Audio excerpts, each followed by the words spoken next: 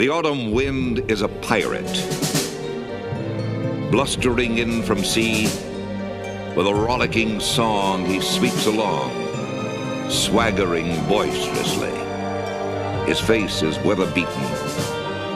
He wears a hooded sash, with a silver hat about his head, and a bristling black mustache. He growls as he storms the country, a villain big and bold. And the trees all shake and quiver and quake as he robs them of their gold. The autumn wind is a raider, pillaging just for fun. He'll knock you round and upside down and laugh when he's conquered and won.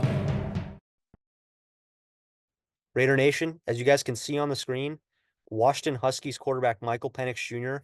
was in Las Vegas today for a private top 30 visit with the Las Vegas Raiders. And before I get into the significance of what this visit means for both the Raiders and Penix, I first wanted to get into Penix's meteoric rise throughout the pre-draft process. So obviously throughout the college football season, we saw all the arm talent that Michael Penix possesses. You know, he can throw from every different arm angle, throws with touch, with feel, with accuracy, and he can throw that deep ball like no other quarterback in this year's draft class. And I think it's indisputable that he has the best arm talent of any quarterback in this class, including Caleb Williams. Now, the knock on Michael Penix is that he can't extend plays with his legs. You know, he can't make those off-script plays, you know, outside the pocket. And that's fair because he wasn't asked to do that at Washington. But I think he's proven those haters wrong because at his pro day, he ran a 4.5 40-yard dash and jumped, I believe, 37 inches on his vertical jump. So he's demonstrating that he's a great athlete. He's an elite athlete. And Ryan Grubb, the offensive coordinator, and Kalen DeBoer, the head coach, the way they structured that offense with the Huskies was basically an air raid type system because, you know, they have those horses on the outside led by Roma Dunze. And when you have Penix who can throw all over the yard, you know, there's no need to rely on Penix to play Superman with his legs. You know, you want to attack defenses through the air, not through the ground. And so that was their philosophy in running that offense. So he wasn't asked to use his legs or asked to extend plays, even though he probably could have because he is a good athlete. And, you know, that reminds me of some parallels to CJ Stroud. You know, same thing at Ohio State. They had such good receivers, Marvin Harrison, they had JSN, and there was no need for them to rely on Stroud to play Superman. And, you know, he was thought of as sort of a pocket passing quarterback coming out of Ohio State when we all saw last year with the Texans. He's far from that. He can extend plays like one of the best quarterbacks in the NFL. So I see some parallels of Penix to Stroud, and he's showing that in the pre-draft process that he can extend plays because he's a great athlete. You know, 4.5 40-yard dash is incredible. Not a lot of humans can run that, let alone quarterbacks. So, you know, he's showing that he's a good athlete. And I think Antonio Pierce and Tom Telesco agree with me there because the fact that we went out and brought him in for a top 30 visit is a pretty big deal, you know, because you only have 30 of these visits. You can't go and get an up close look at every single quarterback prospect in the draft. And, you know, the fact of the matter is, as much as we may want Jaden Daniels, it's going to be hard to get him because number one, you're going to have to go up and get him and trade and mortgage the team's future in terms of first round picks and other draft capital. And number two, it takes two to tango with a trade.